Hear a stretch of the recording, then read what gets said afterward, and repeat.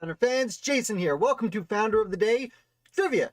It's trivia time. I'm very excited. I know you're very excited. I'm about 5 seconds ahead of you guys this week. As always, I try and set it up as low latency as possible, which means my image quality might not be perfect, but we're as close as we possibly can be to the same exact time as each other. Welcome right off the bat. Lots of fun this week. We had a whole bunch of people attend Federalist number 22 read along this past Tuesday. We will, of course, be doing Federalist number 23 this next Tuesday, and for the following year, we will continue to be reading and reviewing line by line the Federalist Papers.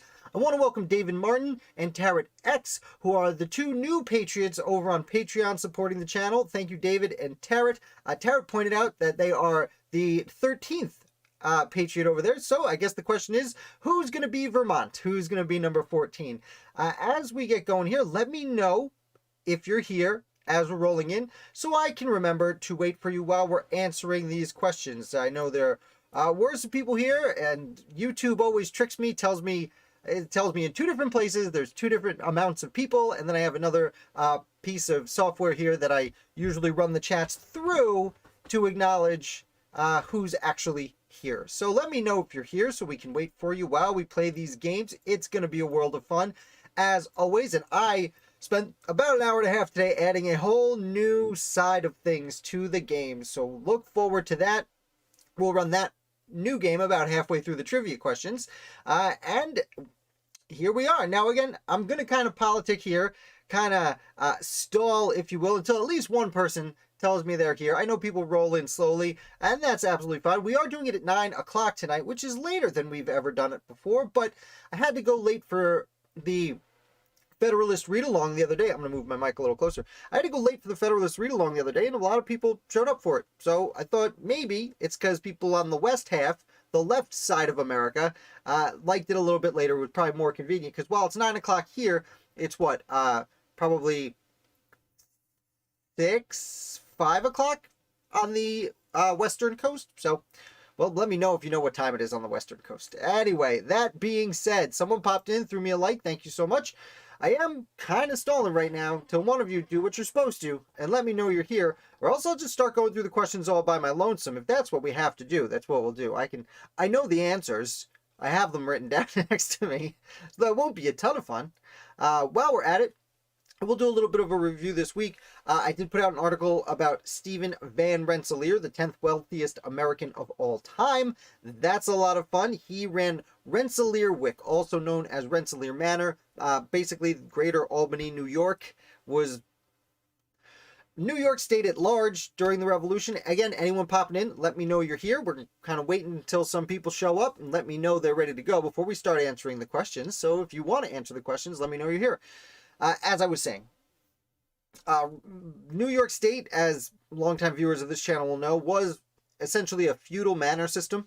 Before, during, and after the Revolutionary War, Stephen Van Rensselaer inherited that particular feudal system, and he ends up being, when adjusted for inflation, the 10th wealthiest American of all time.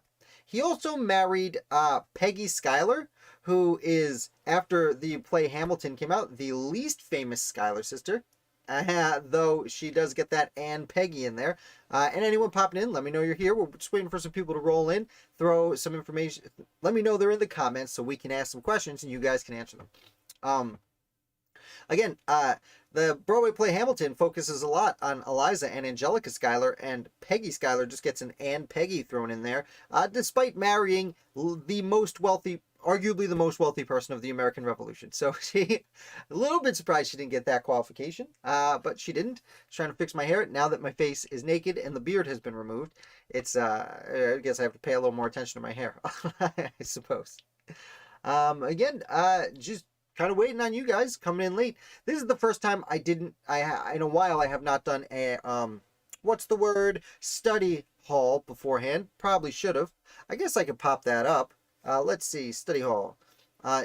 Ignore David Hosack over there. This is from last week, but I'll put down a little bit of a countdown. Hi, use Rumble and Getter for free speech. Proud of the heroes that want to stand against a stolen election. Well, no comment. We don't talk about modern politics here, Mr. Rumble and Getter. I see what you're getting at there. We try and avoid modern politics by much as we can on this channel because American history is for everyone. That being said, when we do our Federalist read-alongs, it is extremely difficult for me to avoid at least associating it to modern politics. But use Rumbles here. Anyone else popping in, let me know you're here. You ready to answer some questions? Questions are coming up. I didn't update the timer yet. I can do the timer right now. Maybe we'll put it at 3 minutes just to give people a little bit of time. Where is it? Countdown opening? Is this the one? Is this the one? That's not the one. This is countdown. Oh, it's right there next. Countdown to trivia. Countdown trivia. What should we do? Let's do 3 minutes as people popping in. How's that sound? 3 minutes from now, I'm starting trivia, whether or not people get in the comments and tell me you're here. This is the first time people have taken kind of a bit of time letting me know they're here, getting in the comments, but that's okay. Of course, I go later because more people want to do it later, and therefore less people are ready to go when we get it. That's okay. Rumbler, if you're ready to play, tell you what, who's your favorite founder? Throw it down there. That's how I'll know you're here. Let me know who your favorite founder is, at least right now. I know that's a tough question, and it changes for me every 60 minutes. But let's see who you're thinking about as we wait. That being said, David Hosak's over there. That's kind of left over from last week. We did talk about, as I said, Stephen Van Rensselaer, 10th wealthiest American of all time. Did a brief article on George Washington and the rules of civility that he copied down as a child.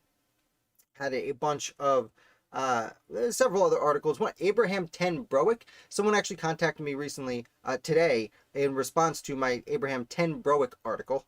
I did not realize that the name 10 was basically the same as the word van in a Dutch name, like Van Rensselaer. That you're always supposed to include Van in Van Rensselaer because that's the name of the person. You know, it's Eddie Van Halen, so you would call him Van Halen. You wouldn't ever call him Halen. Apparently, 10 is a similar name. I was mistaken because I was under the impression that 10 was a middle name brought in probably from someone through the mother's line, much like I did with my son Morris, who has my matrilineal grandmother's last name. Okay, people are popping in. We got about a minute. Let me know you're here.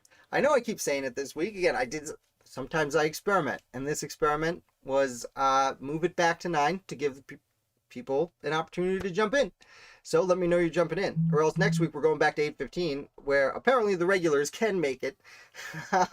Most of the regulars don't seem to be hanging out today, unfortunately, because I did push it back. So maybe this is a once and only. Another experiment this week, shaving off the beard. It's growing back. I'm growing it back immediately. I feel very vulnerable and exposed. Okay, just hanging out. David Hosak, while he's up here, I'll remind you from last week, this is the doctor who was at the Hamilton-Burr duel. He was the one who brought Hamilton back across the waters to die. Additionally, earlier this week, I did release an article, video. It was a clip from the weekly live Patreon video that's on Sunday nights if you want to support the channel on Patreon. And it was about Napoleon and Napoleon's relationship with the United States of America. Someone did call me out. I accidentally said George Washington when I meant John Adams, talking about the quasi-war with France. Obviously, John Adams was president during that particular quasi-war. Confessional. Hi, Emu. I am not bringing modern politics into this. I already gave that shout out, but hey, let's be welcoming to our new guest. Thank you for coming. I see you've changed handles again, apparently. I don't even know what to call you. I was going to say Panic. Was it Paul Revere? Misfit. I'm sticking with Misfit. That's how I know it. That being said, time's up. I know at least Misfit's hanging out, so we're going to start that trivia. We'll see if anyone pops in. Question number the first, as I fix up the countdown. Which founder signed all 4 major documents of the American Revolution?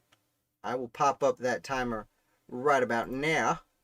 And there we go. We have 1 minute. Anyone popping in? You got locked out of your account. Well, you shouldn't have been trolling people. Probably is how that goes. Okay. So, we'll count down 40 seconds. Name me the one founder who signed all 4 major documents of the revolution. Misfits already coming in with an answer. Again, when I say 4 major documents, I mean not only the Declaration of Independence and the United States Constitution, but also the Articles of Confederation and the Continental Association, aka the Articles of Association, which were signed at the outset of the revolution as a result of the First Continental Congress. The First Continental Congress, of course, lasted 6 weeks. The Second Continental Congress lasted about 15 years. And the First Continental Congress is extraordinarily important, and that's why I do include, personally, the Articles of the Continental Association as one of those 4 major documents. Again, anyone popping in, let us know you're here, even if you don't know the answer to this question. We're on question number 1. We got lots of fun time going, and while we're at it, yeah, Misfit, confessional, Roger Sherman, one of my personal faves, one of the guys who got me into the American Revolution simply because I read all 4 documents, and that was the only name there. So this particular question has a lot of near and dearness to my cold, dark heart. What year, speaking of the Articles of Confederation, what year were the Articles of Confederation ratified? Not written, ratified. It's a question, and I'd like your answer. Now, of course, the Articles of Confederation were the first government, and I'm just realizing now that there is a later question, wink wink, about who the author might be, so I'm not going to give that away. Suffice to say that the Articles of Confederation were set in motion the exact same day that the Declaration of Independence was set in motion. They thought independence might be coming, so they wrote a declaration just in case. They also wrote a new government, you know, just in case. Rachel, welcome. We only just got started. This is question number 2. You've missed very little. And you'll miss even less if you know what year the Articles of Confederation were ratified. So mid-June 1776 is when they were set in motion.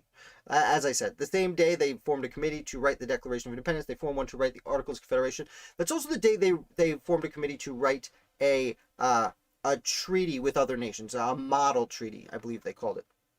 Rachel Lewell coming out with an answer, 1777. I'm sorry, that is incorrect. February 2nd, 1781. 1777 is when the articles were actually sent to the separate states for ratification. But unlike the Declaration or the Constitution, where a bunch of people were in the room, they finished it, and everyone said, let's sign it, the articles went to the separate states, and then the states would, at separate times, approve it, and then send word back to their governors, their delegates in the Continental Congress to ratify it.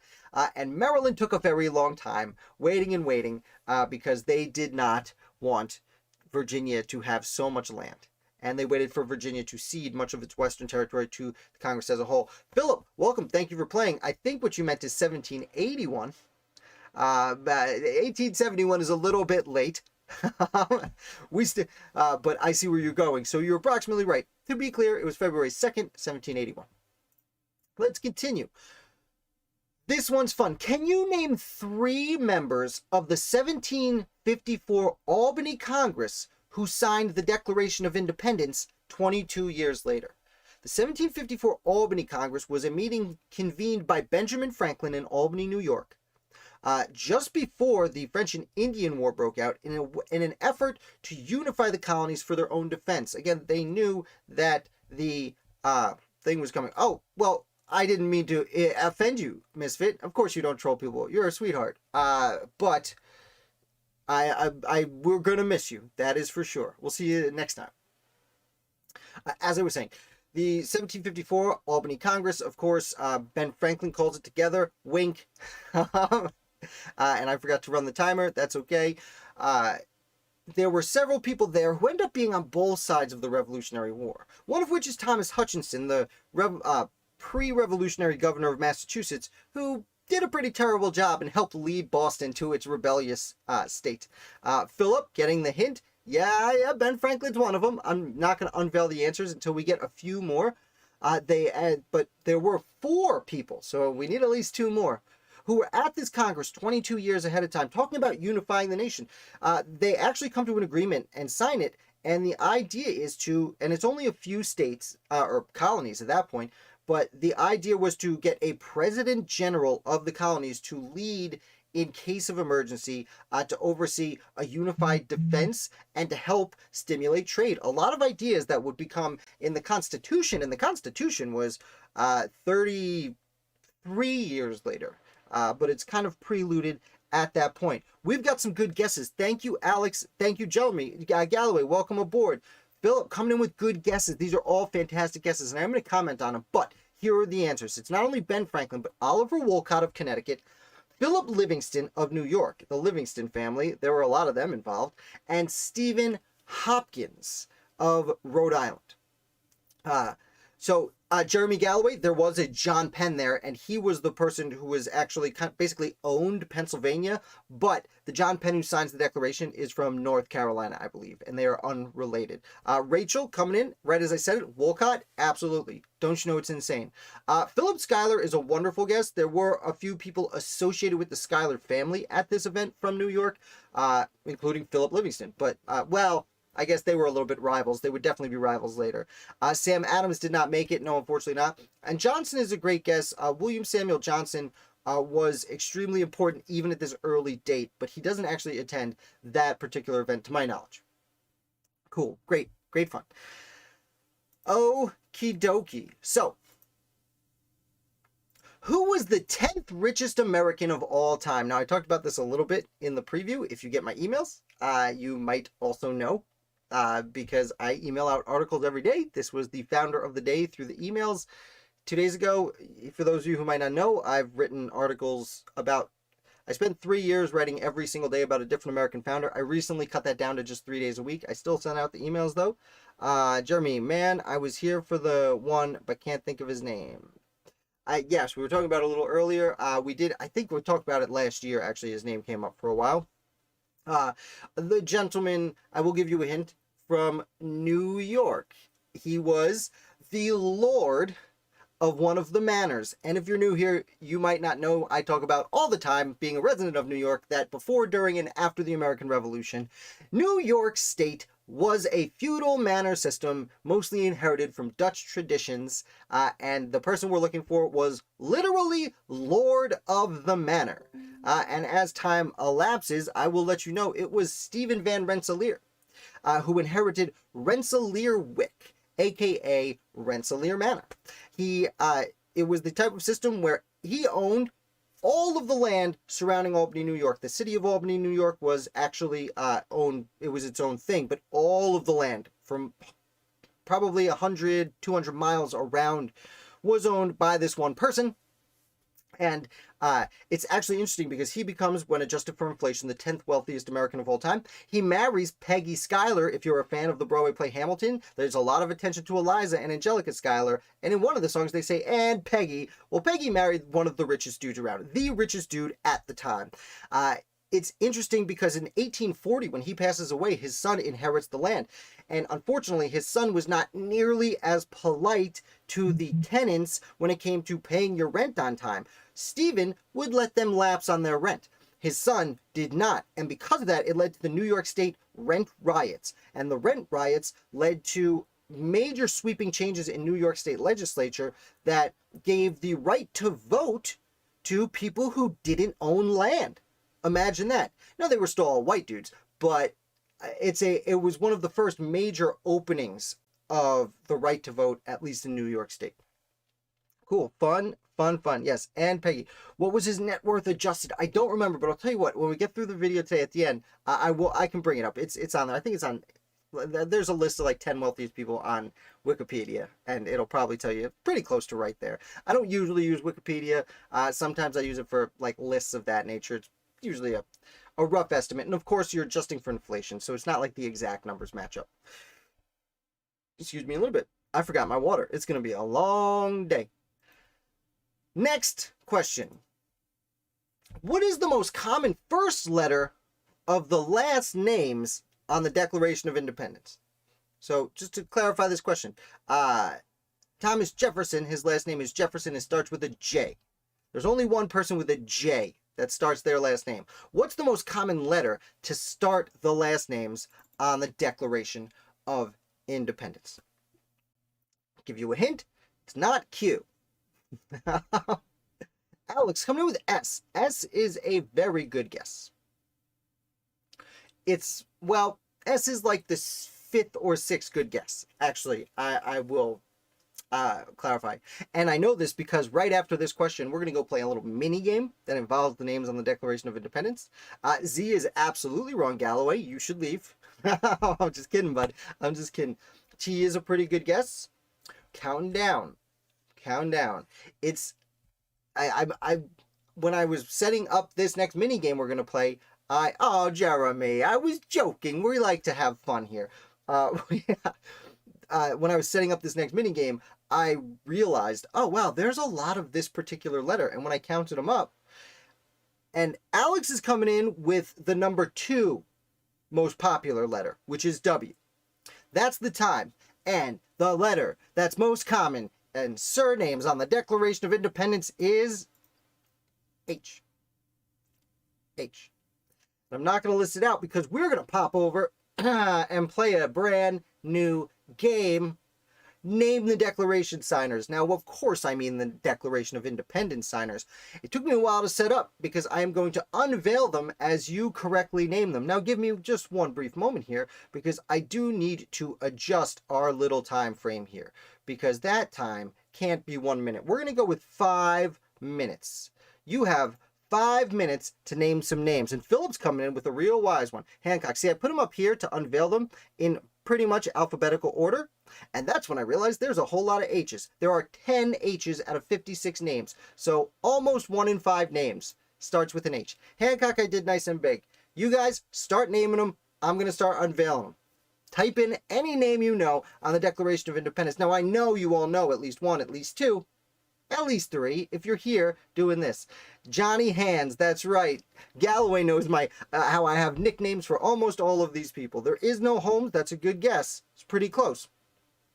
It sounds similar, but it is incorrect. That's okay, though. Okay, Philip. We like to do one at a time here because I only have a certain amount. But yes, Adams, Sam, and John. I was about to ask that. John, Sam. Now, they're in no particular order. I had to squeeze them in. They might be hard to see. Franklin, F, because I alphabetized them. And I'm sorry, Philip. George Washington in 1776 was with the Army moving from Boston to New York. He just arrived in New York. George Washington did not sign the Declaration of Independence. Alex, George Clinton, I love what you're thinking there. There is no Clinton that signed this document, but I am a big fan of George Clinton. Love that you put that there. Rachel, thank you so much for doing the one I just named before. And what I believe would be the most obvious. Philip, please don't be. That is one of the most common misconceptions in American history. If we were doing the Constitution, people might think Jefferson and Adams might have signed that document, but they did not. So don't you worry. Guys, keep them coming. We got 3 minutes, and if I have to, I can increase the time and give us another 5 minutes, because I know for a fact we can pop up a bunch of these names. Think about where you live. Rachel, going back to the first question on the list. I like it. When in doubt, Roger Sherman. He signed pretty much everything. Galloway, down with Walton. I am down with Walton too. Whammy, there he goes. I can't believe I forgot my drink. We got a Bartlett. We absolutely got a Bartlett. Josiah Bartlett, who the West Wing president was named after, a fake ancestor of. Huntington, absolutely. We got a Huntington to pop out here. We've got a Paca. Do we have a Paca? I know we have P's.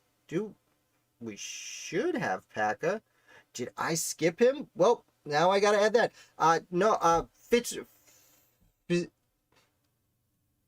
Zader? Is that how you pronounce it? Shader? Sorry, Shader.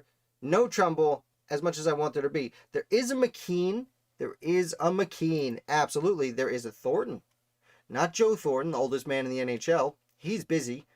But there is a Thornton. There is a Hughes. No, Galloway, you got it right the first time. It is spelled Hewes.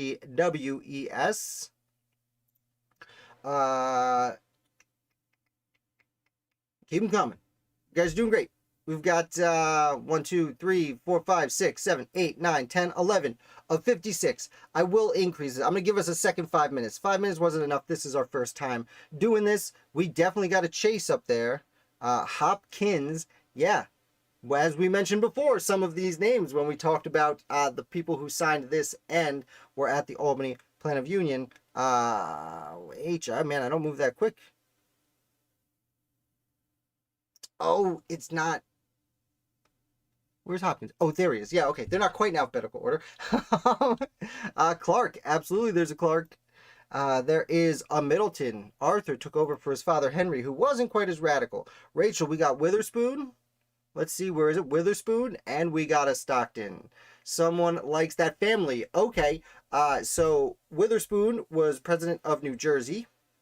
He was convinced over in Scotland to move to America and become president of New Jersey by Stockton and Stockton's son-in-law, whose name is also on this, probably the most famous doctor, actual physician on this list. Rutledge, yes. Edward Rutledge, who took over for his older brother John, who left and would later be a Chief Justice of the United States Supreme Court. Reed, you spelled it right. Yes, this Reed is on there. Joseph Reed, R-E-E-D, is not. That's right, Alex Livingston, one of the people we mentioned earlier. The only Livingston to actually sign the document, even though there were two there to vote for independence. 3 voted for independence. Only one stayed long enough to actually sign the document a month later. And Ross. Yeah, we got a Ross. Where's that Ross? Where's that Ross? Give me that Ross. Give me that Ross. There he is. Walton. Did we get Walton yet? We did. We already popped up Walton. He is somewhere in the middle there. John Jay left a few months early. He did not want to vote for independence, so he quietly bowed out the previous March. Don't worry about the time. I am going to double that up because we have gotten a roll now. I'm going to give us 3 more minutes, so we'll see how many we can get in 8 minutes. How's that sound? That sounds good. I think we did pop up Jefferson. Yes, I see him right there. That is very obviously a correct answer. Don't want to miss what I like to call the Big Six. For those of you who are new here, the Big Six, Washington, Adams, Jefferson, Madison, Monroe, Franklin. And I'm not afraid to say those, and Hamilton. And I'm not afraid to say those names because we already got the ones up there. Floyd, William Floyd from my old stomping ground, absolutely. The signer from my particular county where I was a little child and graduated high school after not being so little. Nelson, yes, Thomas Nelson, is Thomas Nelson Jr.? It is a junior. N. Oh, alphabetical. I can learn the alphabet. Don't worry. We got it. Major Payne. If you're going to be silly about the name, you have to spell it right. Galloway, you have to spell the last name right in this instance because he was not a major. He was a lawyer. Yes, Payne. Robert Treat Payne, a lawyer. Alex Flynn. Lewis Morris. Now, if you had just said the name Morris, I would have given you 2 correct answers. But since you said the first name, I'm giving you L. Morris. Who's the other Morris? Let me know the first name. Yes, lots of Payne. By the way, Major Payne, great movie from the early 1990s. A family favorite in my household. Yes, Whipple. Don't want to forget William Whipple. Where is he? Where is he? Okay, I need to actually alphabetize them. I put the letters together, but not... The names are not technically in alphabetical order. Connecticut Declaration signer. Yeah. Good answer. Phaser? Is it Phaser? Is that how you say it? Is that a last name? Or is that your last name? Phaser?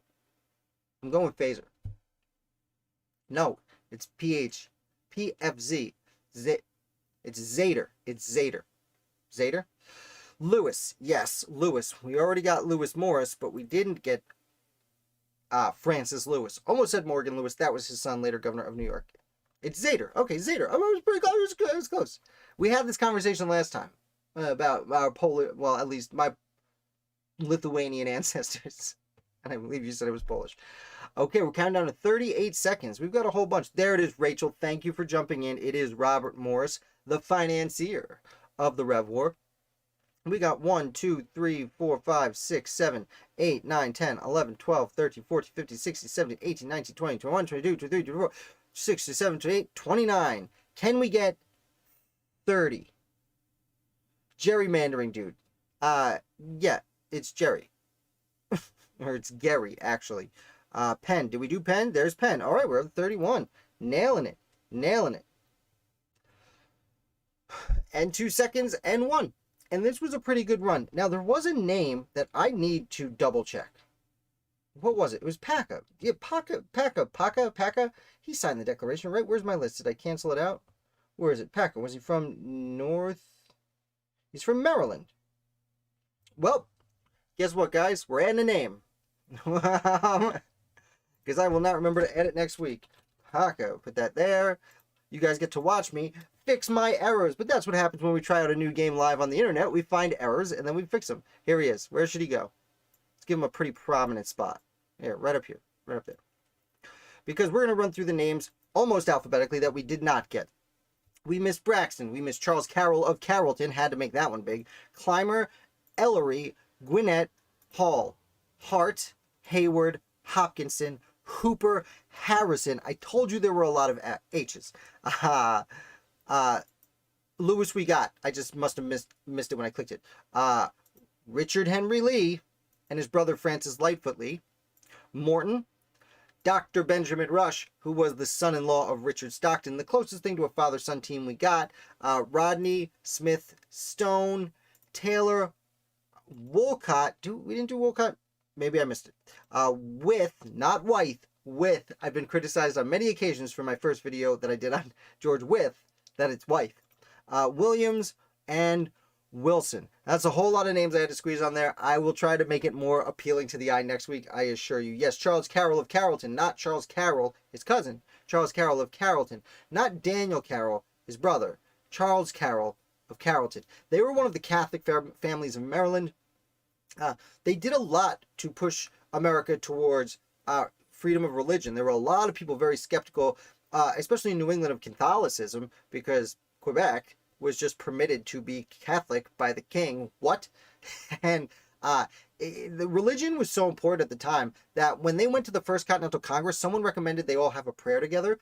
And there were people from like New England that didn't know if they could share a prayer with people from like South Carolina or Virginia, because their denominations of Christianity were held so differently to themselves. Many people still feel that way today, but most people can sit in someone else's church without necessarily thinking they're going to hell. And we can actually point to the Declaration, the American Revolution, to thank them for that, because they weren't sure if they would go to hell or not, especially the Anglicans, who were, part of the Church of England. And when they threw off the Church of England, they threw off Great Britain, they were throwing off the Church of England. And that was kind of a scene for a while. Now we want to play trivia. I don't want to get too off topic, but oh, that's all right, Nick. No big deal. We started a little bit later this week. We're trying to give everyone on the left-hand coast a little bit better chance of hanging out. So let's go back. Oh, as I said, okay, so names that start with H before we go back. There is Hall, Hancock, Hopkins, Huntington, Hart, Hayward, Hopkins' son,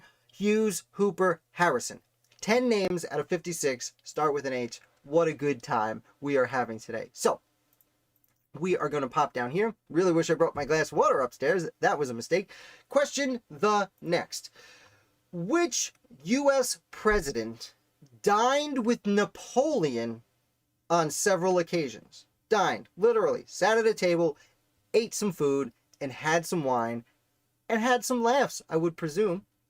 I talked about this a little bit in my Napoleon video this week. Nick coming through with an answer. Yeah, maybe it looks like he might have been watching it. Hint, hint, wink, wink.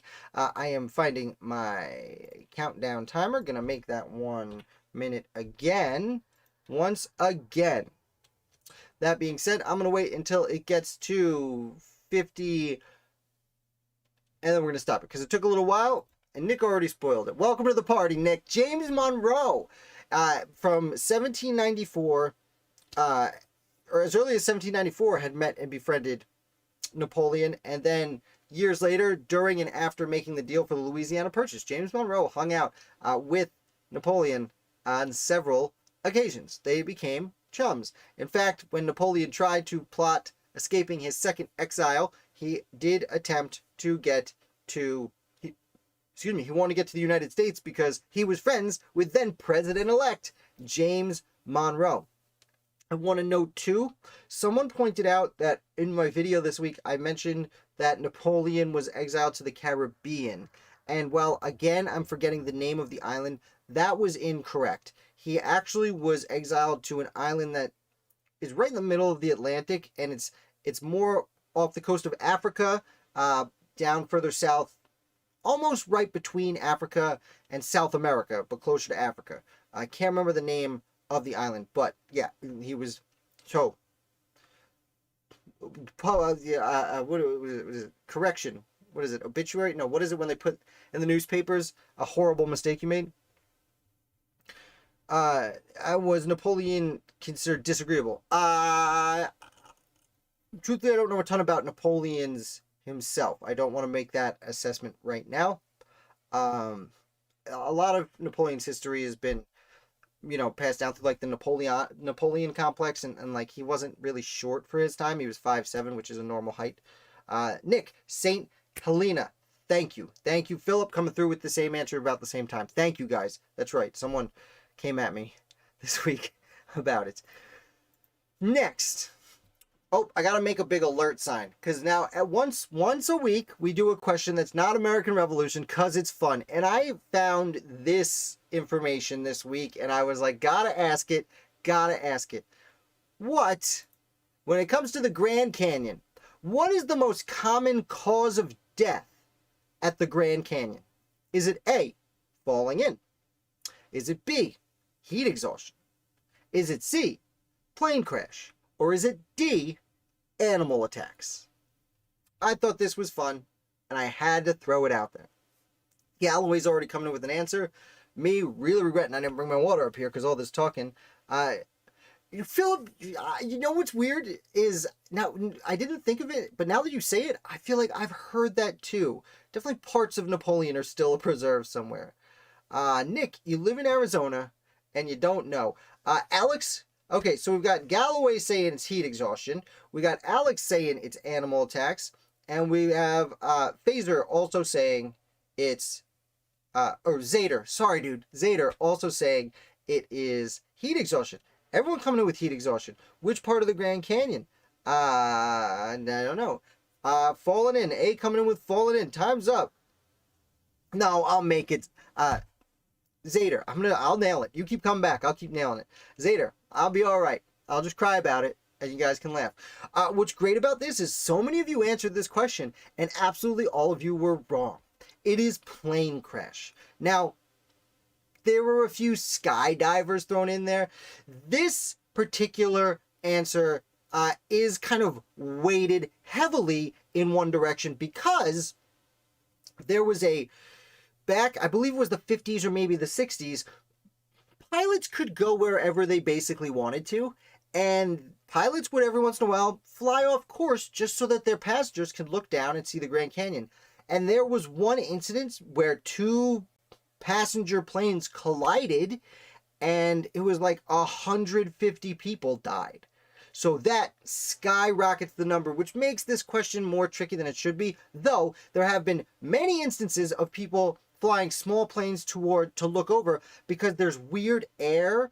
The way the air comes through the mountains and shoots out, it can like be hard to handle for both airplanes and helicopters. So there have been a not insignificant amount of crashes happening throughout the Grand Canyon. Additionally, pilots try and fly through and be cool about it, but it gets real small real quick. Now, the number 2 way for deaths is heat exhaustion, because people attempt to go down one side, across the bottom, and up the other side, and they don't realize that if it's a hot day at the top, if it's like 95 degrees at the top, when you're at the bottom, it could be 130 degrees. And people don't realize they need to bring like gallon jugs, several jugs of water, or you will die of heat exhaustion. Number 3 is falling in, though it's not nearly as common as you might think. It's picked up a lot recently over the last decade because people are taking selfies and being dum-dums about it. So it's actually increased recently, despite improvements being made by the Parks Department. And the last one, even though many of you said this, at least one of you, some of you said this, that D, animal attacks. Very rarely are people bitten by scorpions or snakes down there. There's not that many that live down there. Apparently, it's just too hot. Yes, so when was this data started? I don't know, man. I know it's plane crashes because that one collision killed like 150 people. And there you go. This is tough. You guys can quiz me as hard as you want on the American Revolution. I love it. If I don't know, I'll go look it up. Look, someone said Paca, and I had to go add him. Please don't come at me at the not American Revolution question. This is our little fun time. Take a break. Let's see. Philip, what was it? How many people died of history through prehistory? Yeah, people probably died of heat exhaustion all the time. Although, in prehistory, all you had to do was drink water and find food to eat. So, maybe not. I actually heard recently, and this is totally off topic, that people in prehistory were probably in much better shape than we were while working significantly less hours because all they had to do was get up, run around, get an animal, find some berries, drink some water, and then, be dirty. You have to make reservations like a decade in advance to kayak. I don't know. I live on the East Coast. I went to the Grand Canyon one time as a child, and I did not make those reservations. Wouldn't surprise me. It's probably super busy. I think I did hear this week that you have to be like very good at the rapids. Oh, another way people die is they try and just walk across the river thinking, yeah, it's just a little river, and they get swept away. Though oftentimes those people are saved. Great. I'm glad we added the not revolution questions to the game. Next query. When George Washington was a boy, he copied down a list of gentlemanly habits. What is this list called? It's a fairly popular list. It's behind me somewhere. Don't look. I don't think you can actually see it on the screen because I'm in this little corner box over here. I believe it. We're too stagnant to move nowadays, yes. Rachel coming through with an answer. Probably a good answer. Who knows? I know, but I'm not going to tell you yet. I'm going to let time run a little bit, see if anyone else wants to throw in a guess. It was not something he wrote. It was something he copied down. It was originally written in France, I believe, and then translated to English, and he copied down the English translation so that he could be prim and proper. And what's really fascinating about this particular document is that George Washington actually followed it. I don't know how many rules you wrote down as a teenager or preteen that you've still followed to this day. But, George Washington was famously, and forgive my language here, kind of a tight ass. He was a good dancer. He was a little bit fun to be around, but he was like, ugh. You always have to be on your best behavior. It's like when you're hanging out with that group of friends that you feel like those friends are your parents and you want to behave better than the friends you're casual with.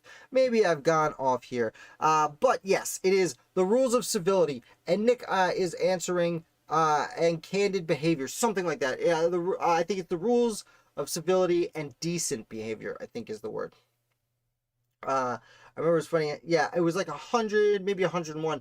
Actually, I went through, maybe a year ago now, my top 10 favorite, one of my first top 10 videos, of which there will be more now that I've cut down my workload so I can do more fun videos like that. I think it's my top 10 favorite rules of civility we went through. Standards and conduct. Yes. Okay, nailed it. All right, got a few more questions here. Who was the first governor of Virginia? Now, Virginia was a colony that became a state when the Declaration of Independence was signed, but Virginia is I believe the only colony that technically declared its independence before the Revolution ended. Now, there are certain counties throughout the United States that would disagree with that, but Virginia was the first state to declare its independence from Great Britain about a few weeks before the actual Declaration of Independence. In fact, they declared their own independence, and that's when they sent a certain person to recommend that these colonies are, and of right, ought to be free and independent states. Now, this particular person was... I don't think he memorized them all, although maybe, who knows. I wasn't there. We just know he wrote it down. We don't know what he was thinking. This person is one of the most famous founders from Virginia, I would argue, though not at the federal level at any point, if that's a good hint. Shopping carts? Okay, well, I don't know. I'm not going to talk about any kind of true crime stuff because I don't know what's going to get me banned. I'm not nearly big enough to get banned. So and time's up, and no one's dropped a name. Nick dropped Ellsworth, and Oliver Ellsworth is from Connecticut, an extraordinarily important founder from Connecticut, one who helped write I think he signed the Constitution. Yes, he signed the Constitution because he was a member of the group that made the Connecticut Compromise, aka the Great Compromise. And then Oliver Ellsworth becomes extraordinarily important as an inaugural senator, working with James Madison to get the Bill of Rights passed through Congress. And then he goes on to be the third Chief Justice of the United States. Love me some Oliver Ellsworth, but he is incorrect. Not Virgil the Virginian. None of you can guess any Virginia. Can't even throw me a Washington. Oh, it's Patrick Henry. Now, this is a little controversial because Edmund Randolph, Peyton Randolph, I believe it was governor temporarily for the few weeks between Virginia throwing off Great Britain and then Virginia ratifying its state constitution, which took place on July 6th, 1776, 4 days after independence was declared.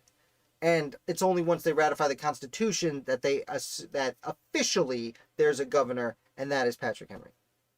Was it Peyton Randolph? Yeah, Peyton Randolph feels right. Pendleton and Randolph, I get them confused sometimes because I know there's an Edmund Pendleton and an Edmund Randolph. There's another Randolph. Never mind. Let's continue. Okay, a few more questions right here.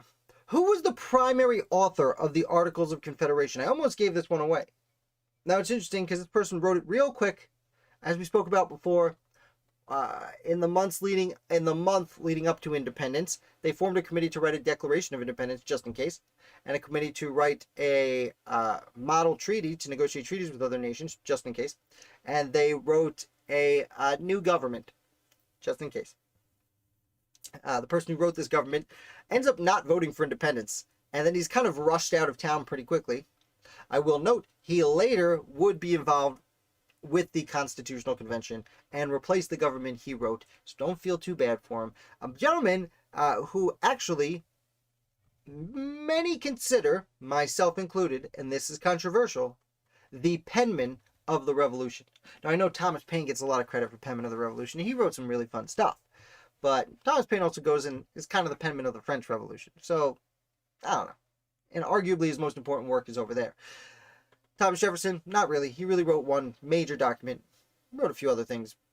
But what I consider the penman of the Revolution, the author of the Articles of Confederation, is John Dickinson. There it is, Nick coming through. Alex Flynn, John Jay's a fantastic guest, but as I said before, John Jay left in early 1776 because he didn't really want to be involved with the declaring of independence, and he wanted to do something he thought was more important. Most people thought was more important, be home to help create the new state they were in after independence was declared. And John Jay does that. He helps write the New York State Constitution, an extremely important part of New York State history. Philip coming in with the same answer as Alex. You get the same response. And our last question of the day, and boy, oh boy, this has been fun. Thank you so much for joining me. Tell me. Oh, I just ordered them. Oh, I wrote the names. I wrote the questions in a different order, and I tricked myself. This is a question we've already asked, so I'll tell you what.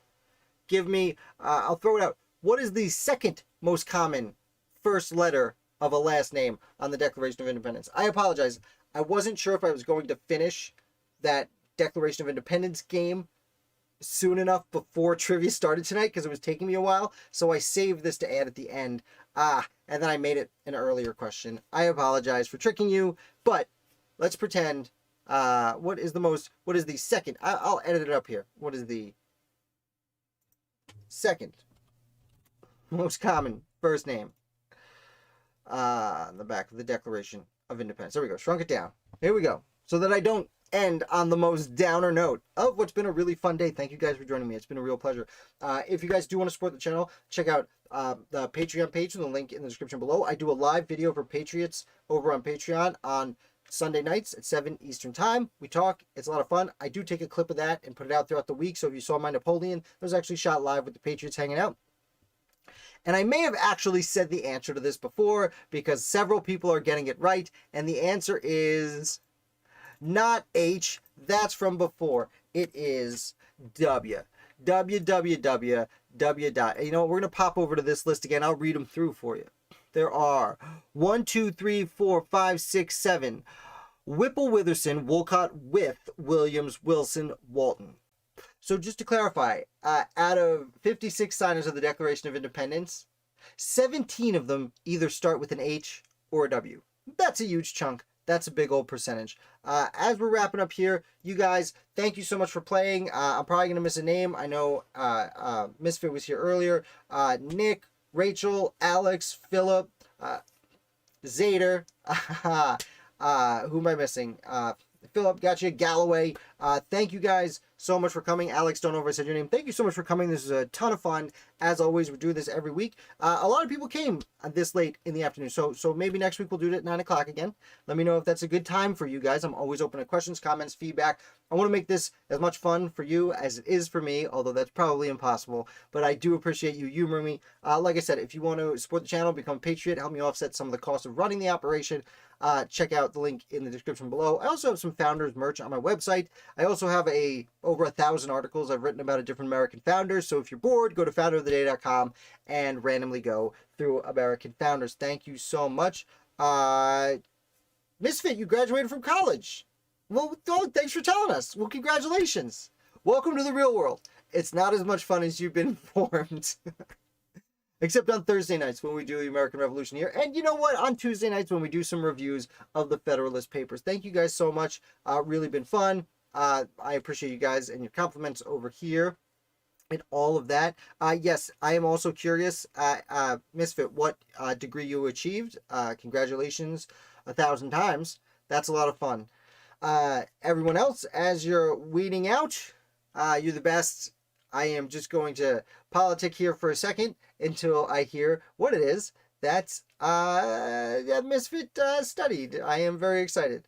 And we'll see. She probably left. And now we're just going to sit here for 3 days, waiting and waiting and waiting. I, of course, also am, you know, it's funny. At the beginning, I told you I started about 5 seconds ahead of you guys. For whatever reason, YouTube, at this point, after almost an hour of discussion, I'm probably like 25 seconds ahead of you. Don't know how. I have not been talking any slower, but that's just how YouTube seems to work. I like to look at the screen while I'm talking, but I'm like staring at the comments here, waiting with bated breath. You know what? I'm sure she'll let us know, and we'll congratulate you again next week on graduating from college. Misfit, what a time. You guys are the best. This has been a lot of fun. I am going to leave you. I forget what my sign-off is. Oh, Peacefield. I sign off with one of John Adams's properties, and that is Peacefield.